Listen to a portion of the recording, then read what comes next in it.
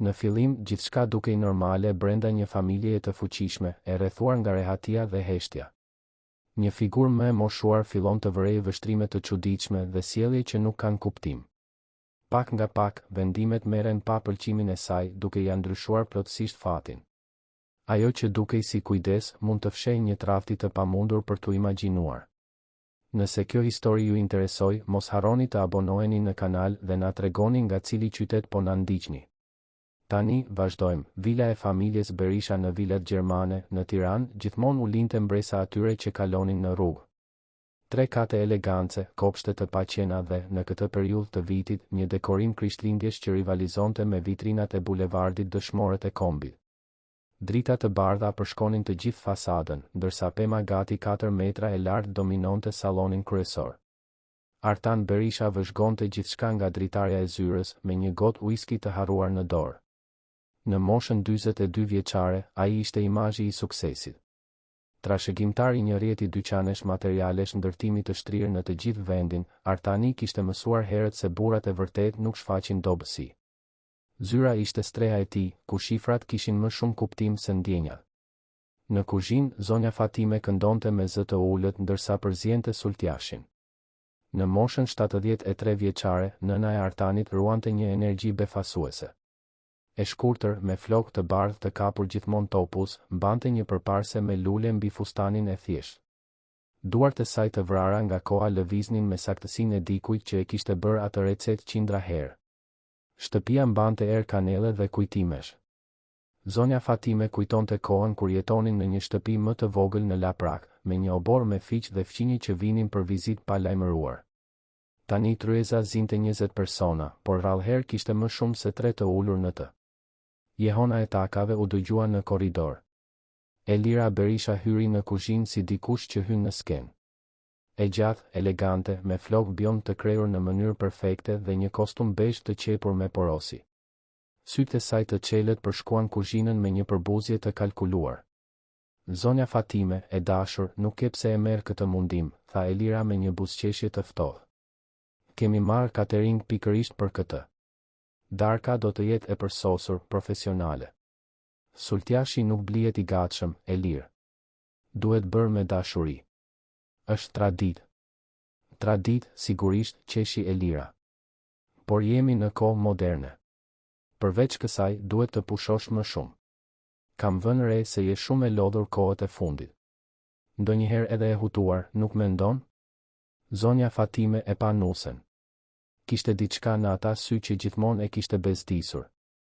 Një ftohtësi e llogaritur. Jam mirë, Elir. Nuk kam qenë kurrë më e kthjellët. Sigurisht që po, u përgjigj nusja.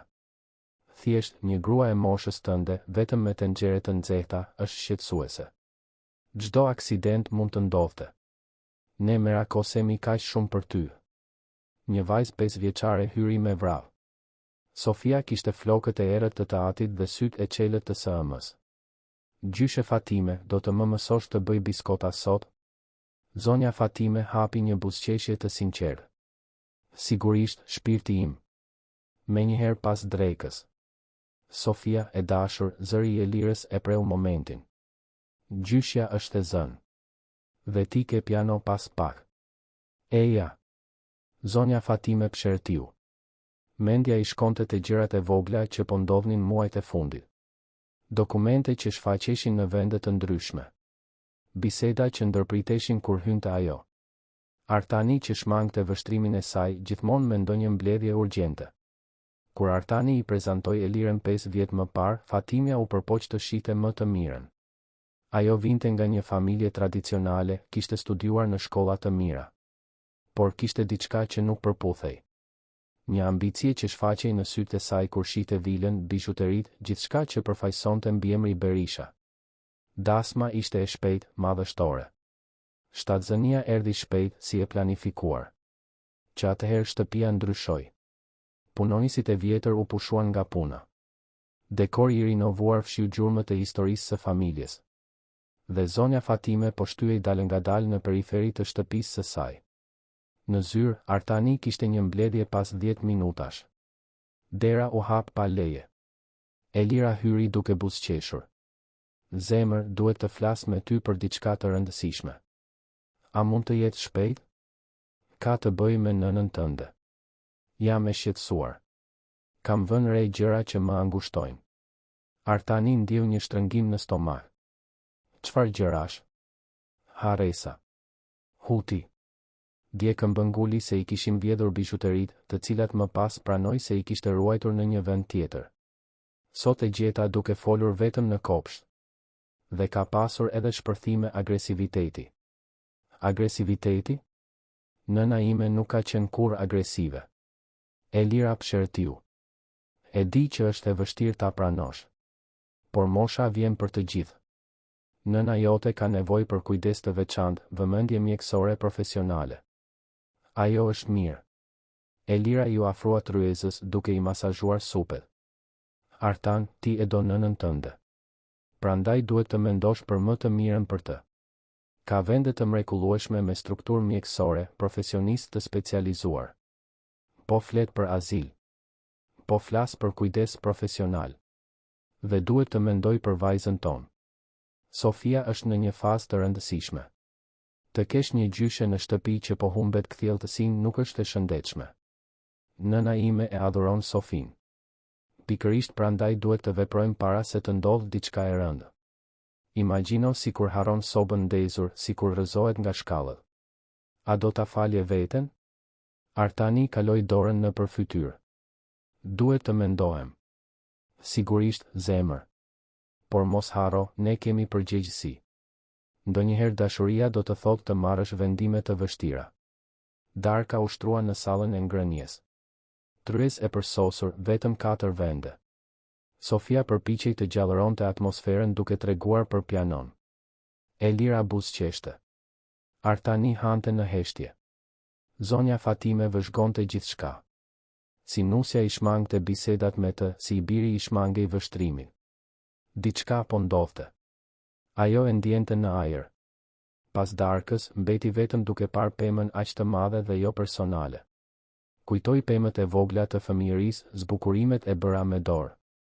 Kujtoi të birin e vogël kur zgjohej në mëngjesin e Krishtlindjeve. U ngjit në dhomë, u gjunjëzua dhe u lut. Kërkoi mençuri, mbrojtje. U lut që dashuria të kthehej në atë shtëpi. Në anën tjetër, Elira lyej me krem. Artani lante dhëmbët. Kur u kthye, ajo ishte në shtrat. A mendove për atë që folëm? Elirë. Nuk e di nëse është vendimi i duhur. Ajo e pa. Artan, nuk doja ta thoja këtë, por jam shtatzën. 2 muajshe. Doja të prisja për ta thënë për Krishtlindje. Por tani duhet ta dish. Do të kemi një fëmijë tjetër. Dhe kam nevojë që shtëpia ime të jetë e sigurt. Artani ndjeu se iku toka nën këmbë. Shtatzën? Ndonjëherë gjërat më të mira nuk planifikohen. Por tani duhet të mendojmë për të ardhmen. Për më të mirën për të gjithë. Edhe një fëmijë. Më shumë përgjegjësi. Do të kërkoj për mundësi. Elira buzëqeshi. Tashmë kam kërkuar. Nesër i shohim bashk. Artani nuk fjeti. Qëndroi duke parë tavanin, duke menduar për nënën e tij. Për herët kur kishte zgjedhur punën në vend që të ishte pranë saj. Në dhomën ngjitur, as zonja Fatime nuk flinte. Ajo e dinte se diçka ishte gati të ndryshonte. Shtrëngoi ruzaren dhe vazhdoi të lutej. Dritat e Krishtlindjeve vezullonin jashtë, indiferente. Edhe një ditë po mbyllej, por ndjesia ishte se diçka shumë më e madhe ishte gati të fillonte. Ditët në vijim sollën një ndryshim delikat. Ishte si një perde e padukshme që e ndante zonjën Fatime nga familja. Biseda më të shkurtra, vështrime të shmangura. Artani u zhyt në punë. Dilte para agimit, kthehej kur shtëpia ishte në heshtje. Elira dukej se lulëzonte. Lajmi u njoftua me një festë intime. Gjatë festës, zonja Fatime vuri re Elirën duke biseduar me një grua me pamje profesionale. Flisnin me zë të ulët. Kujdes i specializuar. Ambient i kontrolluar. Tranzicion i butë. Kur u përpoq të afrohej, Elira ndryshoi temë. Vetëm në dhomë, zonja Fatime hapi sirtarin kur ruante dokumentet. Zemra i rahu fort. Disa mungonin. Akti i pronësisë së apartamentit që kishte bler, letra me vlerë nga banka. Zbriti me hapa të vendosur. Gjeti Artanin në zyrë. Artan, duhet të flas me ty. Nën, është vonë. Jo. Gjërat e mia po zhduken. Dokumente, objekte personale. A di gjë ti? Artani pshertiu. Nën, ndoshta i ke ruajtur në një vend tjetër dhe ke harruar. Nuk kam harruar asgjë. E di saktësisht ku i ruaj gjërat e mia. Heshtje e rëndë. Dera u hap. Elira hyri. Zonja Fatime? Është pothuajse mesnatë. A nuk duhet të ishit duke fjetur? Po flas me djalin tim. Elira eci derisa u vendos pranë të shoqit. Artan, ti je i raskapitur. Dhe zonja Fatime duhet të pushoj. Dua të kuptoj çfarë po ndodh në këtë shtëpi. Ku janë dokumentet e mia? Dokumentet tuaja janë të sigurta, u përgjigj Elira me qetësi. Unë dhe Artani i kemi vendosur në kasafort për mbrojtjen tuaj. Një grua e moshës suaj mund të bjerë viktime mashtruesve. Ju nuk keni të drejtë të prekni gjërat e mia. Sigurisht që kemi, kur është për të mirën tuaj. Dhe kjo sjellje, këto akuza, këto shpërthime nate, vetëm konfirmojnë se keni nevojë për ndihmë profesionale. Shpërthime? Unë nuk po kam asnjë shpërthim. Askush nuk po vjedh, foli më në fund Artani. Nën, ndoshta Elira ka të drejtë. Ndoshta ke nevojë për ndjekje mjekësore. Zonja Fatime e pa të birin sikur të shite një të huaj. Ti e beson këtë? Që po humbas mendjen? Nuk e di çfarë të besoj. Por jam i shqetësuar. Ke qenë ndryshe kohët e fundit. Sepse doni që unë të duke me hutuar. Nuk e sheh? Ajo po të bën të besosh. Po më izolon. Elira qeshi me trishtim. E sheh, Artan? Teori konspirative, paranoj. Deliret e persekutimit janë të zakonshme në demencën senile. Unë nuk kam demencë. Elira bëri një hap përpara. Zonja Fatime, e kuptoj që kjo është e frikshme. Por nuk mund të vazhdoni të shqetësoni këtë shtëpi, të trembni vajzën time, të stresoni burrin tim. Unë jam shtatzën. Ky stres nuk i bën mirë fëmijës. Artani u ngrit. Nën, të lutem. Shko të flesh. Nesër flasim. Zonja Fatime doli. U ngjit shkallëve, çdo shkallë një humbje e vogël. Hyri në dhomë dhe, për herë të parë pas shumë vitesh, nuk arriti të lutej. Vetëm lodh. Ditët në vijim ishin të vetmuara. Artani shmangte bisedat. Sofin e mbanin larg. Punonisit e trajtonin me një mirësjellje të ftohtë. Më e keqja ishte vizita e mjekut. Erdhi një të enjte, një burr në moshë të mesme. Elira e priti. Artani ishte aty, duke i më i vogël se kurrë. Zonja Fatime, unë jam doktor Petriti. Familja juaj kërkoi një vlerësim rutin. Nuk kam nevojë për vlerësim. Sigurisht. Por nuk kushton gjë të kontrollojmë. Pyetjet filluan të pafajshme. Emri, data e lindjes. Pastaj u bën komplekse. Çfarë dite është sot? Kush është presidenti? Zonja Fatime ju përgjigj të gjithave, por e kuptonte se si interpretoheshin përmes një filtri tashmë të vendosur. A keni pasur harresa? Para se të përgjigjej, Elira ndërhyri. Doktor, ajo harron vazhdimisht. Dje këmbënguli se i kishin vjedhur rruzaren. Kjo nuk është e vërtetë. E shihni? As nuk e mban mend. Konsulta u zvarri. Kur mjeku doli, Artani e shoqëroi. Fatimja dëgjoi fragmente. Shenjat janë të qarta. Rekomandoj një ambient më të kontrolluar. Njon një vend në Pogradec. Mund t'i bëj rregullimet. Shtëpia ra në heshtje. Zonja Fatime shite duart e saj. 60 vjet jetë, tani e reduktuar në një problem për t'u zgjidhur. 3 ditë më vonë, në një agim të ftohtë, mbërriti një ambulancë. Zonja Fatime u zgjua nga trokitjet. Hapi derën dhe gjeti infermier dhe Elirën. Është koha të shkojmë, zonja Fatime. Dua të flas me djalin tim. Ai di gjithçka. Dhe është dakord. Dhe kështu, pa lam të mira, zonja Fatime u shoqërua jashtë. Gjëja e fundit që pa ishte vila e ndriçuar, e bukur dhe e zbrazët. Brenda shtëpisë, Sofia vëzhgonte nga dritarja. Pa gjyshen duke u marrë. Nuk e kuptonte, por diçka në zemrën e saj e dinte se kjo ishte gabim. Apo ju pëlqen kjo histori? Më tregoni mendimin tuaj për këtë histori dhe si mendoni se do të përfundoj. 3 vjet kaluan që nga ai agim i ftohtë. Vila e familjes Berisha vazhdonte të ishte madhështore, dekorimet e Krishtlindjeve ende linin mbresa, por diçka thelbësore kishte ndryshuar. Ishte sikur shpirti i shtëpisë të ishte shkullur. Artan Berisha, tani 45 vjeç, ishte më i suksesshëm se kurrë. Kompania ishte zgjeruar në 3 qarqe të reja, aksionet ishin në rritje, emri i tij në faqet e ekonomisë. Por burri që shite pasqyrimin e tij çdo mëngjes ishte vetëm një hije. Sy pa shkëlqim, supe që mbanin një peshk të padukshme. Punonte 16 orë në ditë, si të përpiqej të mbushte një zbrazëti që nuk do të mbushej kurrë. Sa herë që kthehej në shtëpi, ndjente një shtrëngim kur kalonte pranë dhomës që dikur ishte e sëmës. Tani është ndëruar në garderobën e Elirës. Elira lulëzoi. Fëmia i dytë, Gabrieli, kishte lindur i shëndetshëm. Ajo ishte nën e 2 fëmijëve, mikpritse e festave më të kërkuara, antare e bordeve të bamirësisë. Imazhi i saj ishte i përsosur. Gjithmonë e pa qenë, gjithmonë në kontroll. Sofia tani ishte 8 vjeç, një vajzë e qetë që kalonte më shumë kohë me dado se sa me prindërit. Ajo nuk fliste për gjyshen që ishte zhdukur. Mësoi se disa pyetje nuk ishin të mirë pritura. Por ndonjëherë, kur askush nuk e shihte, ulej pranë pianos së mbyllur dhe kalonte gishtat mbi tastet e heshtura. Sa për zonjën Fatime, zyrtarisht ajo ishte ndarë nga jeta në paqe, pak muaj pasi ishte shtruar.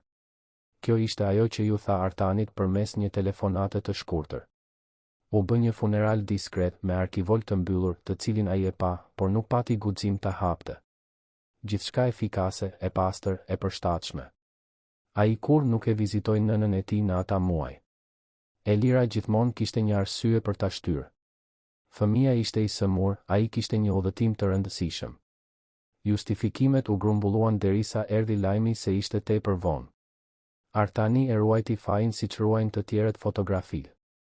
E fshehur, e mbyllur, e vizituar vetëm në pagjumësi gjithnjë e më të shpeshta. Ishte një pasdite nëntori kur gjithçka filloi të ndryshonte. Vila kishte nevojë për rinovime. Papa Fingoja nuk ishte prekur prej vitesh dhe Elira kishte vendosur ta shndërronte në një kinema shtëpiake. Besa Lumi u punësua për të mbikëqyrur punimet.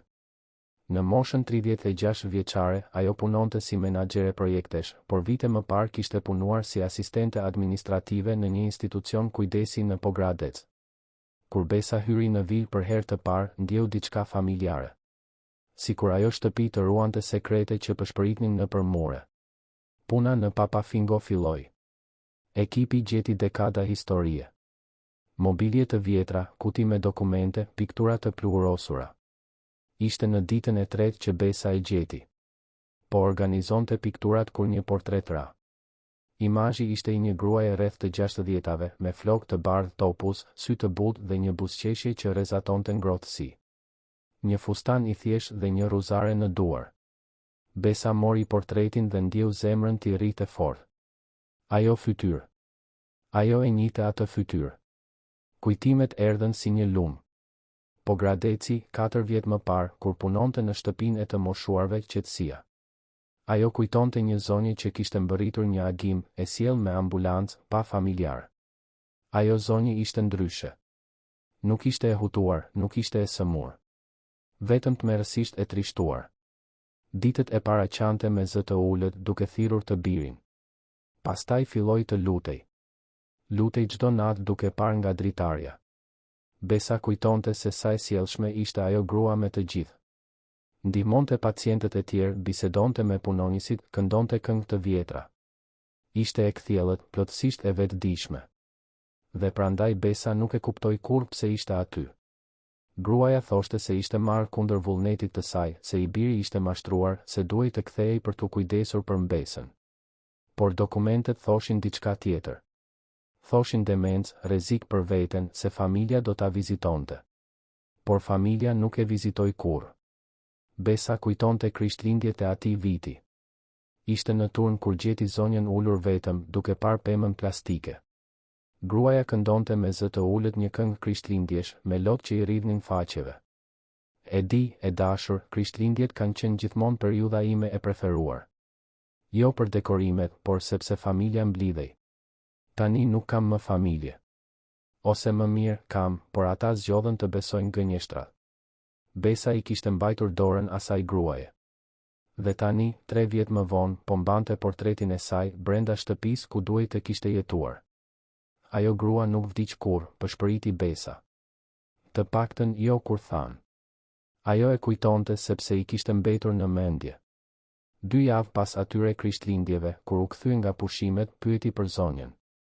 U transferua, i than. U transferua, jo vdiq. Për ku, askush nuk e dinte. Besa zbriti me portretin e fshehur në çantë. Zemra i rrite me shpejtësi. Duhej të ishte e sigurt. Të dinte nëse ajo familje ishte e njëjta. Ditët në vijim, ndërsa rinovimi vazhdonte, Besa vëzhgoi. Vëzhgoi Artanin, një burr që dukej se mbante peshën e botës. Vëzhgoi Elirën, tepër e përsosur, tepër kontrolluese. Vëzhgoi Sofin, një fëmijë me një trishtim që nuk i shkonte. Dhe vëzhgoi pianon e mbuluar me pluhur. Një pasdite, dëgjoi një bisedë. Elira në telefon. Çështje të vjetra që duhet të mbeten të varrosura.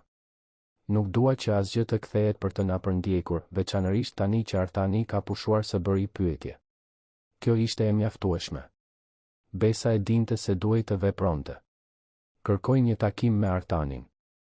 U prit në zyrë një të martë pasdite. Artani ishte i lodhur. I ofroi kafe, ishte i sjellshëm, i largët. Zoti Berisha, duhet t'ju tregoj diçka që gjeta gjatë rinovimit. Ajo vendosi portretin mbi tryezë. Artani e pa dhe u zbe. Për një moment të gjatë nuk tha asgjë. Vetëm pa fytyrën e së-ëmës. Nëna ime, pëshpëriti ai. Po. Dhe duhet t'ju tregoj diçka që do të ndryshoj gjithçka që mendoni se dini. Çfarë doni të thoni? Besa mori frym thellë. Unë kam punuar në shtëpinë e të moshuarve qetësia 3 vjet më parë. Nëna juaj ka qenë atje. Dhe nuk ishte e sëmur. Ishte plotësisht e kthjellët. Artani u ngrit vrullshëm. Kjo është e pamundur. Ajo kishte demencë. Mjekët gënjyen. Ose u mashtruan. Nëna juaj ishte po aq e kthjellët sa unë apo ju. Dhe nuk vdiq kur than. Çfarë? Ajo u transferua 2 javë pas krishtlindjeve. Unë isha me pushime. Kur u ktheva, ajo kishte ikur. Por nuk vdiq. U transferua. U transferua për ku? Dhe pse? Artani ndjeu se iku toka nën këmbë. Kujtimet e mbyllura filluan të ktheheshin. Nxitimi i shtrimit, arkivoli i mbyllur, mungesa e shpjegimeve. Jeni e sigurt? Absolutisht. Kalova muaj duke u kujdesur për të. Ishte një nga pacientet më të kthjellëta. Dhe më e vetmuara. Prisnin që ju ta vizitonin. Fjalët ishin si thika. Artani u ul rënd. Për 3 vjet kishte mbajtur fajin se nuk e kishte vizituar nënën e tij në prag të vdekjes. Tani zbulonte se ndoshta gjithçka ishte një gënjeshtër. Se ndoshta e kishte braktisur të gjallë, të vetëdijshme, duke pritur. Duhet ta di të vërtetën. Ku është ajo? Nëse është ende. Besa pohoi me kokë. Do t'ju ndihmoj. Kam kontakte të vjetra. Mund të fillojmë nga atje. Dera u hap. Elira hyri duke u ndalur kur pas skenën. Portreti në tryezë, Artani duke qarë, Besa e vendosur. Çfarë po ndodh? E vërteta, u përgjigj. Besa. E vërteta po del në dritë. Elira pa portretin, pastaj të shoqin dhe e kuptoi. Mbretërimi i saj po fillonte të shkërmoqej. Artan, filloi ajo, nuk e di çfarë të ka thënë kjo grua, por duhet të jesh racional. Racional? Ti më kërkon racionalitet pasi ndoshta ma ke fshehur nënën? Pasi më ke bërë të besoj se ishte e vdekur? Ti nuk e kupton. E kuptoj fare mirë. Për herë të parë pas shumë vitesh. Ai pa Besën. Më ndihmo ta gjej. Kudo që të jetë. Do të fillojmë tani. Hetimi filloi atë natë dhe zgjati për 2 javë intensive. Çdo dokument i zbuluar shpaloste shtresa gënjeshtrash. Besa përdori kontaktet në shtëpinë e të moshuarve. Një ish kolege pranoi të ndihmonte. Kërkoi në arkivat e vjetra, regjistrat e transferimit. E vërteta filloi të dilte në shesh. Zonja Fatime me të vërtet ishte transferuar, por jo në një spital tjetër. Regjistrat tregonin pagesa mujore për një adres në Elbasan, një qytet 60 kilometra larg Tiranës. Pagesat bëheshin përmes një llogarie që Artani nuk e njihte, e hapur në emër të tij, por me prokur nga Elira. Ajo po mbahej me para, murmuriti Artani. Nëna ime ishte gjallë dhe Elira paguante për ta mbajtur të fshehur. Ka më shumë, tregoi Besa. Kjo firmë e mjekut? Ai e ka humbur licencën për falsifikim dokumentesh. Dhe shiko adresën e agjencisë funerale. U mbyll 2 vjet më parë, e hetuar për dokumentacion të rrem. Artanit i erdhi për të vjellë. Gjithçka ishte një gënjeshtër. Çdo lot, çdo natë pagjumësie, çdo faj, gjithçka e bazuar në një farsë. Përballja me Elirën ishte e pashmangshme. Ndodhi një të enjte pasdite në sallonin e ndenjes. Artani vendosi të gjitha dokumentet mbi tryez, një nga një. Shpjegoje, tha ai. Shpjegoje si ka mundësi që nëna ime ka marrë transferta mujore nga një llogari në emrin tim. Elira e ruajti qetësinë për disa sekonda. Artan, ti nuk e kupton. E bëra për ne. Ti gënjeve. Falsifikove dokumente. Fshehe nënën time. Ajo po shkatëronte gjithçka, shpërtheu Elira. Gjithmonë duke pyetur, gjithmonë duke ndërhyrë. Nuk mund ta ndërtoja jetën që meritonim me të pranë. Jetën që ti meritoje. Gjithçka ishte për kontroll. Dhe funksionoi. Për 3 vjet ti ishe pikërisht burri që më duhej. I bindur, i fokusuar, pa shpërqendrime emocionale. Artani pa gruan me të cilën kishte ndarë shtratin për 8 vjet dhe kuptoi se nuk e kishte njohur kurrë. Ku është nëna ime? Elira kryqëzoi krahët. Edhe si kur ta dija, nuk do të ta thoja. Nuk kam nevojë të ma thuash. Tashmë e di ku është. Dhe do të shkoj ta marr. Nëse e bën këtë, do të humbas gjithçka. Do të luftoj për çdo qindark. Atëherë lufto. Por dije se gjithçka që ke ndërtuar mbi gënjeshtra, shkërmoqet. Ai doli pa kthyer kokën pas. Besa e priste në makinë me adresën e Elbasanit të programuar. Udhëtimi zgjati pak më shumë se 1 orë. Adresa i çoi në një lagje të thjeshtë, me shtëpi modeste. Shtëpia me numër 243 ishte e vogël, e lyer me një të verdhë të çelët, me një kopsht të mirë mbajtur. Artani doli me këmbë që i dridheshin. Çdo hap ishte një përzierje shprese dhe tmerri. Po sikur të ishte tepër vonë. Po sikur ajo të mos e falte. Besa i ra ziles. Dëgjuan hapa. Dera u hap, duke zbuluar një grua në moshë të mesme, me pamje të mirë. Mund t'ju ndihmoj? Po kërkojmë Fatime Berishën.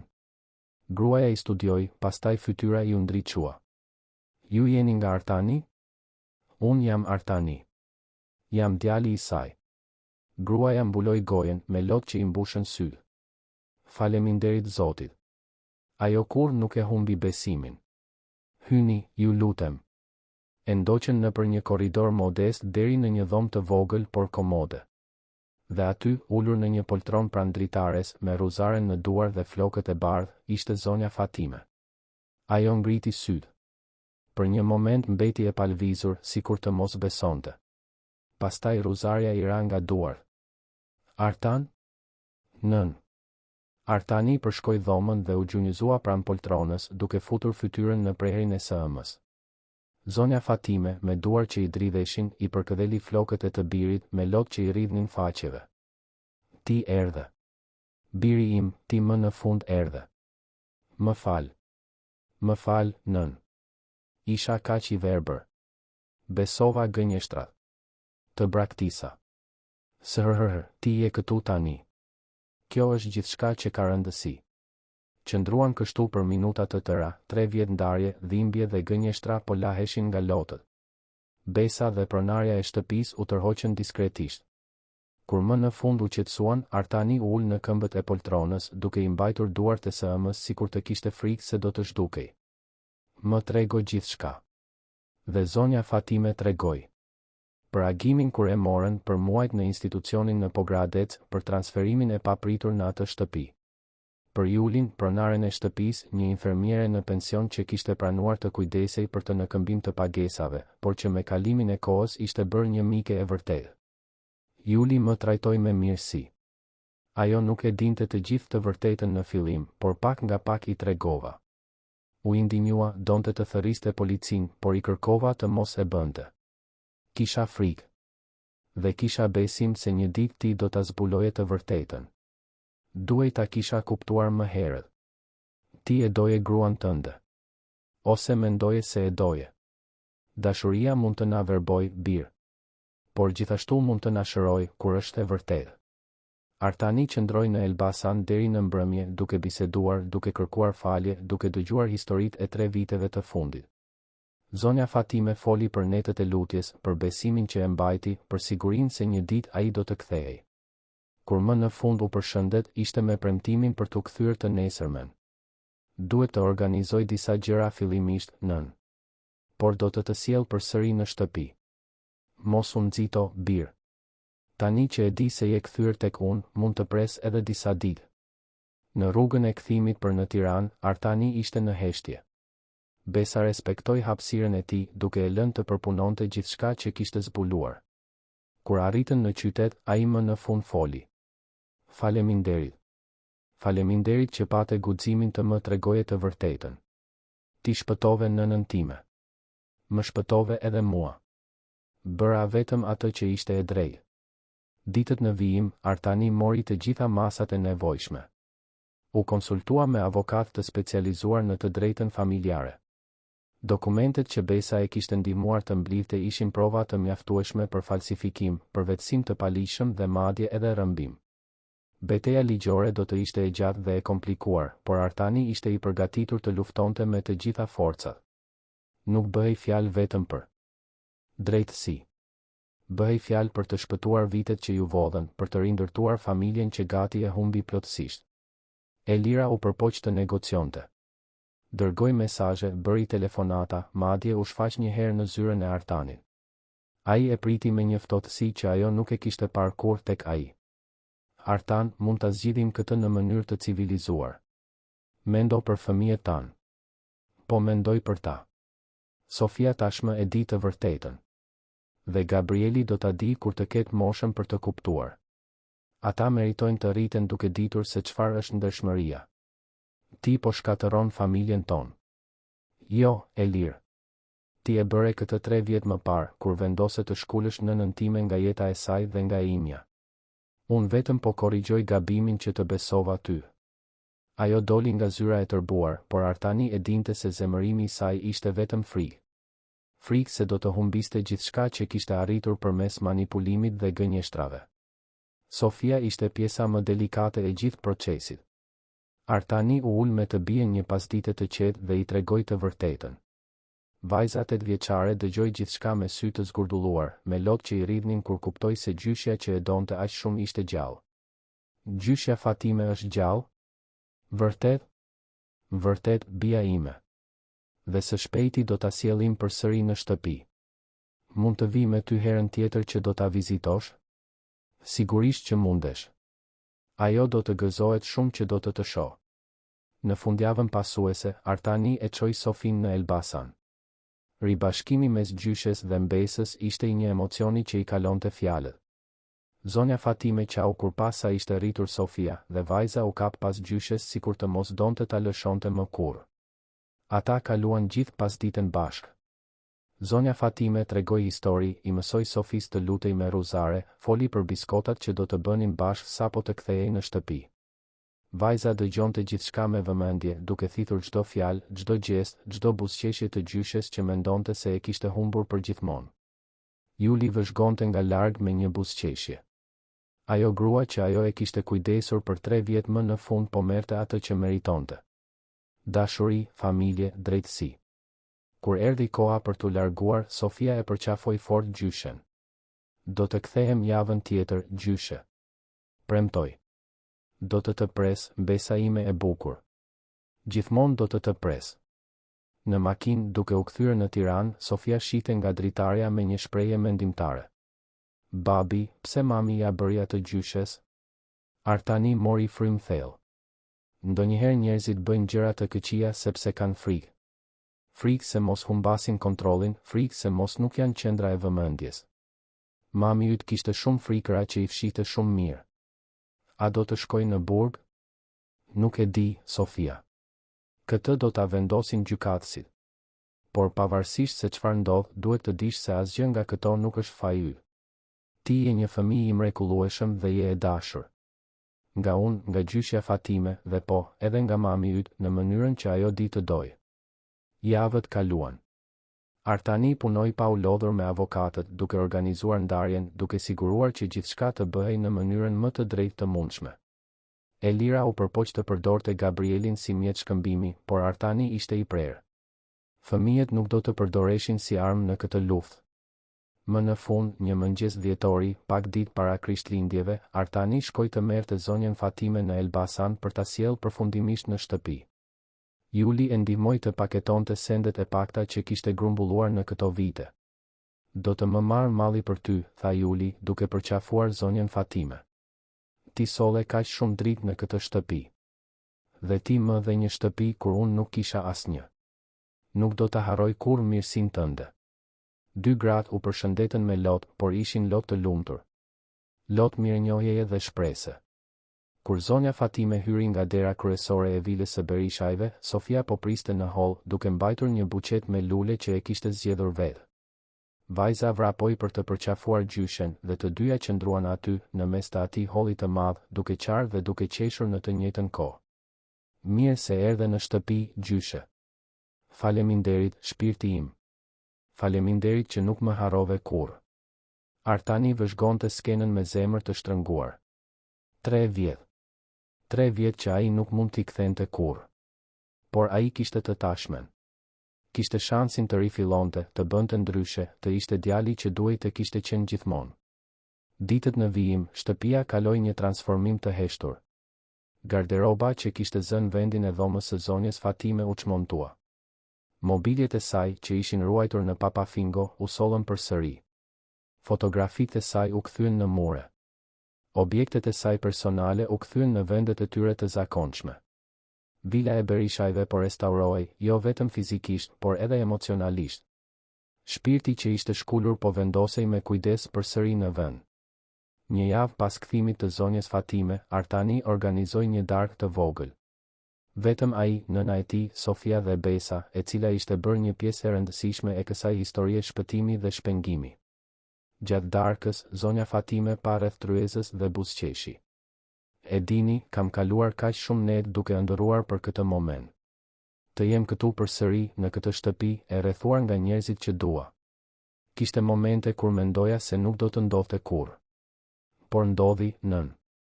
Dhe do të sigurohem që çdo ditë nga tani e tutje të jetë më e mirë se e mëparshmja. Nuk ke nevojë të më kompensosh për të kaluarën, birë. E kaluara ka kaluar. Ajo që ka rëndësi është e tashmja. Është ky moment këtu, tani, së bashku. Sofia ngriti gotën e saj me lëng. Dua të bëj një dolli. Të gjithë ngritën gotat. Për gjyshe Fatimen, që kur nuk hoqi dorë nga ne. Dhe për babin, që më në fund pa të vërtetën. Dhe për Besën, që ishte mjaftueshëm e guximshme për të treguar atë të vërtetë. Për familjen, shtoi zonja Fatime. Për familjen e vërtetë, që mbështetet në dashuri dhe të vërtetë. Për familjen, përsëritën të gjithë. Atë natë, pasi të gjithë shkuan të flinin, Artani u ul pranë pianos që kishte qëndruar e mbyllur për kaq shumë kohë. Duart e tij prekën butësisht tastet, duke eksperimentuar, duke kujtuar. Nuk ishte perfekte, por po përpiqej. Nga kati i sipërm, zonja Fatime dëgjoi muzikën dhe buzëqeshin në errësirë. Djali i saj po kthehej. Jo burri i ftohtë dhe i largët që ishte bërë, por djali me zemër të butë që ajo kishte rritur. Ai po kthehej dhe ajo do të ishte aty për ta udhëhequr përsëri në shtëpi.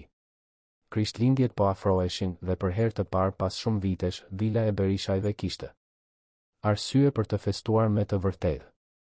Jo paraqitjet, jo luksin, jo imazhin e përsosur për botën e jashtme, por diçka shumë më të çmuar.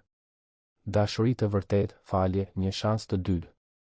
Dhe ndërsa dritat e Krishtlindjeve filluan të varen nëpër qytet, brenda asaj shtëpie kishte një dritë shumë më të fortë që shkëlqente. Drita e shpresës së ri për të rirë, e familjes së rindërtuar, e dashurisë që i mbijetoi edhe tradhtisë më mizore. Zonja Fatime shite të ardhmen me mirënjohje. 3 vjet i ishin vjedhur, është e vërtetë. Por ajo kishte të tashmen. Kishte djalin e saj përsëri. Kishte mbesën e saj. Kishte një shtëpi përsëri. Dhe asgjë, absolutisht asgjë, nuk mund t'ia vinte gëzimin që ndjente në zemrën e saj. Stuhia kishte kaluar. Dielli më në fund po shkëlqente përsëri. Dhe shtëpia e Berishajve, pas kaq shumë kohë në hije, ishte gati të priste dritën. Krishtlindjet erdhen duke sjellë me vete një të ftohtë tipik të dhjetorit në Tiranë. Por brenda vilës së Berishajve kishte një ngrohtësi që nuk kishte të bënte me temperaturën. Ishte ngrohtësia e një familjeje të ribashkuar, e plagëve që po shëroheshin, e dashurisë që po rindërtohej tull pas tulle. Zonja Fatime u zgjua herët në mëngjesin e Krishtlindjeve. Për herë të parë në 3 vjet u zgjua në shtratin e saj, në dhomën e saj, në shtëpinë e saj. U ngrit ngadalë duke ndjerë në kyçe peshën e viteve dhe të sprovave, por me zemrën më të lehtë se kur më parë. Shkoi te dritarja dhe hapi perdet. Kopshti poshtë ishte i mbuluar nga vesa e mëngjesit, duke shkëlqyer nën rrezet e para të diellit. Ishte kaq ndryshe nga dritarja e vogël në Elbasan, ku ajo kishte kaluar 3 vjet duke parë jashtë dhe duke u lutur që kjo ditë të vinte. U gjunjëzua pranë shtratit dhe u lut. Por këtë herë nuk ishte një lutje për gjërimi apo vuajtjeje. Ishte një lutje mirënjohjeje të thellë, e pranimit se mrekullit ndodhin vërtet kur më pak i presim. Në kuzhinë, ajo gjeti Artanin tashmë të zgjuar duke përgatitur kafen. I biri e pa dhe i buzëqeshi, një buzëqeshje e vërtet që i arrinte deri në sy. Mirëmëngjes, nën. Gëzuar Krishtlindjet. Gëzuar Krishtlindjet, biri im. Ata u përqafuan, një përqafim që thoshte më shumë se 1000 fjalë. Një përqafim faljeje, rifillimi, premtimi për një të ardhme më të mirë. Do ta bëjmë darkën bashkë sot, tha Artani. Unë, ti dhe Sofia. Si dikur. Zonja Fatime buzëqeshi me lot në sy. Si dikur. Sofia u shfaq në kuzhinë ende me pijame, duke fërkuar sytë e përgjumur. Kur pa gjyshen, fytyra i u ndriçua. Gjyshe, ti je këtu vërtet. Nuk ishte ëndër. Nuk ishte ëndër, mbesa ime. Jam këtu vërtet. Dhe nuk do të shkoj askund. Vajza vrapoi për të përqafuar gjyshen dhe të tre qëndruan aty në kuzhinën e asaj vile të madhe, duke formuar një rreth të përsosur dashurie dhe mbrojtjeje. Dita kaloi me përgatitje. Zonja Fatime i mësoi Sofis të bënte biskotat me xhenxhefil, pikërisht siç kishte premtuar vite më parë. Kuzhina u bë rrëmuj me miell, sheqer dhe të qeshura. Artani vëzhgonte nga larg, duke bërë foto me celular, duke kapur kujtime që tani e dinte se ishin tepër të çmuara për t'u shpërdoruar. Pas dite, filluan të përgatisnin darkën. Nuk do të ishte asgjë ekstravagante, nuk do të kishte catering apo dekorues profesionist. Do të ishte e thjesht, shtëpiake, e bërë me dashuri. Oriz, përshesh, gjeldeti i pjekur, sallata speciale e zonjes Fatime dhe, sigurisht, sultjashi që ajo e bënte si askush tjetër. Ndërsa gatuanin bashk, Artani më në fund gjeti guximin të bënte pyetjen që e mundonte. Nën, si arrite të më falje? Pas gjithçkaje që bëra, që besova atë në vend të teje.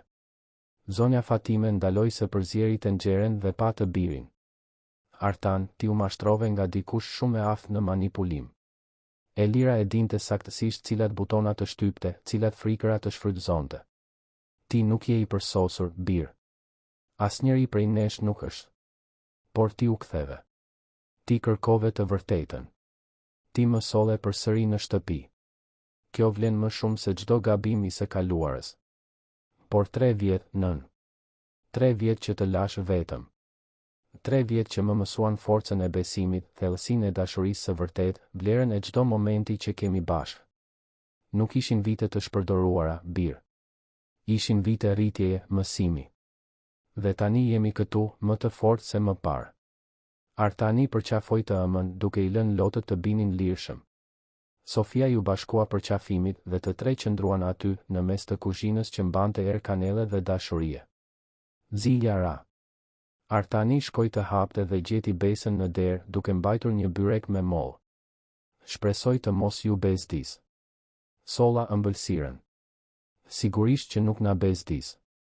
Hyr, ti je pjesë e familjes tani. Besa hyri, pak e ndrojtur, por u prit me përqafime të ngrohta nga zonja Fatime dhe Sofia. Tryeza ushtrua, jo në sallën e madhe të ngrënies, por në kuzhinë, rreth tryezës më të vogël ku me të vërtet zinin vend vetëm ata që kishin rëndësi. Para se të hanin, Artani kërkoi një moment. Dua të them disa gjëra para se të fillojmë. Të gjithë heshtën të vëmendshëm. Ky vit i fundit ka qenë më i vështirë i jetës sime.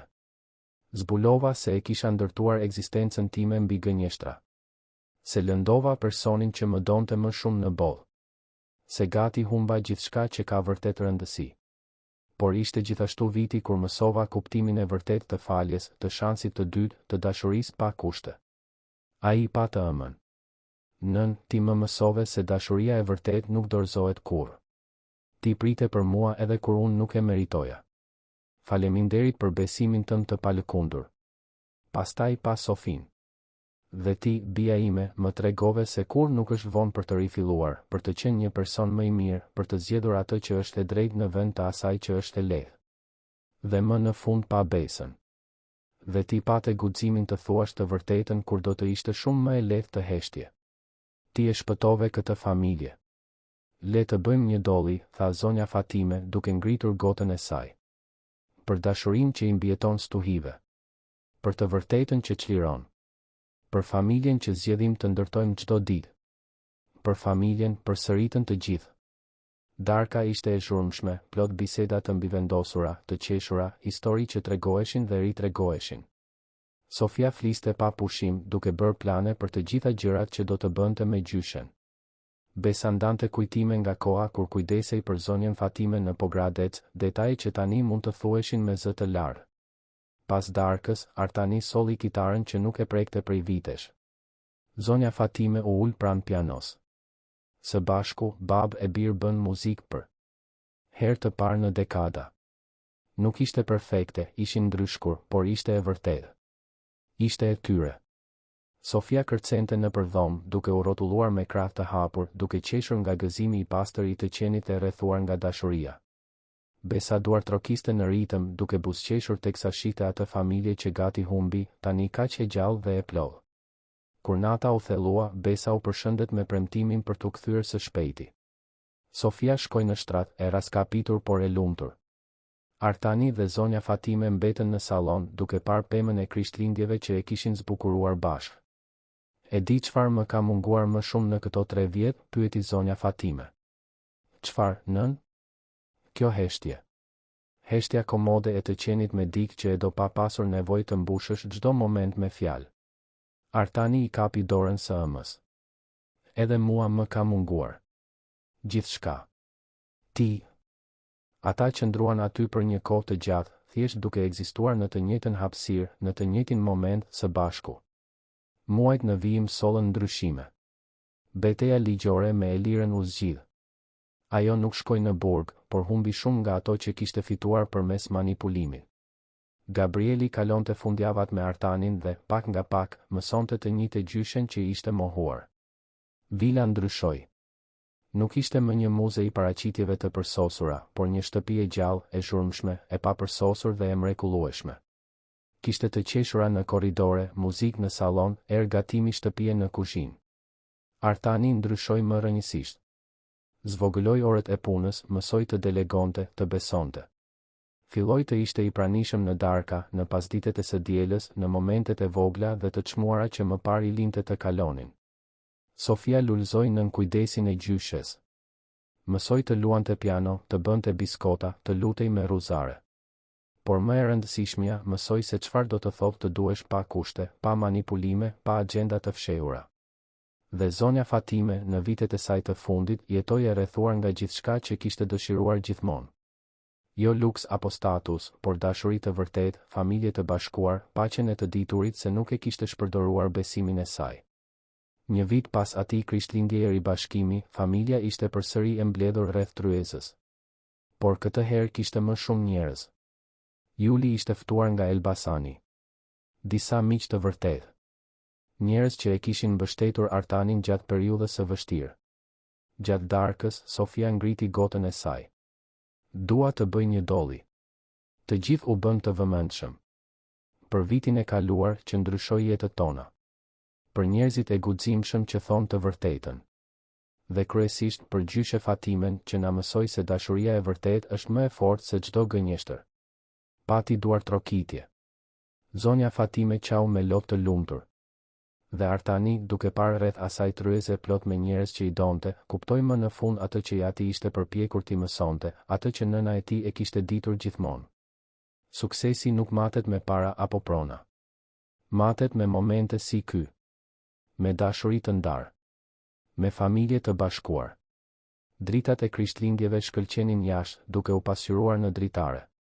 Brenda shtëpisë kishte një dritë edhe më të fortë. Drita e shpengimit, e faljes, e shansit të dytë të shfrytëzuar mirë. Dhe kur të gjithë u ngritën nga tryeza, zonja Fatime kërkoi një moment. Qëndroi në këmbë, e brisht por e fortë, dhe pas secilin person në dhomë. Dua të dini se secili prej jush është një mrekulli në jetën time. Kalova 3 vjet në errësirë, por kur nuk e humba shpresën. Sepse e dija, thellë në zemrën time, se dashuria e vërtet gjithmonë e gjen rrugën për në shtëpi. Dhe unë jam në shtëpi tani. Më në fund në shtëpi.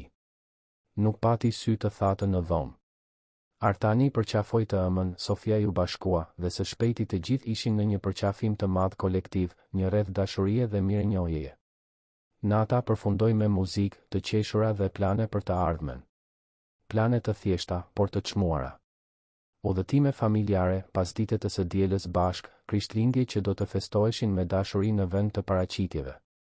Dhe kur më në fund të gjithë u larguan dhe shtëpia ra në heshtje, Artani qëndroi zgjuar edhe për pak kohë, thjesht duke menduar. Duke menduar se si gati humbi gjithçka. Se si u shpëtua jo nga mençuria e tij, por nga guximi një të huaje, nga besimi i palëkundur i së ëmës, nga pafajësia e së bijës.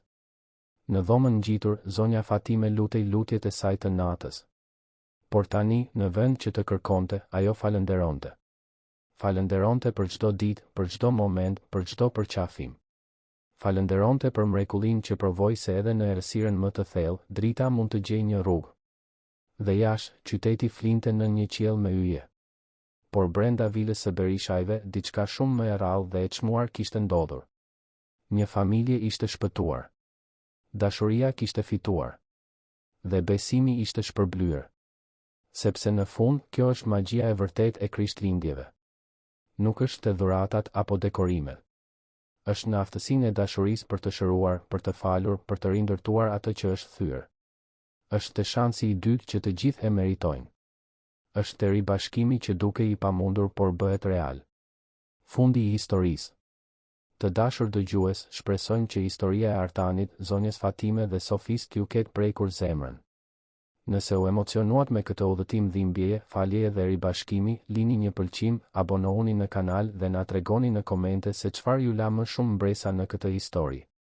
Çdo ditë, ne sjellim histori intensive si kjo, që zbulojnë anën më të thellë të shpirtit njerëzor, që na bëjnë të besojmë në fuqinë e dashurisë së vërtetë dhe në forcën e familjes.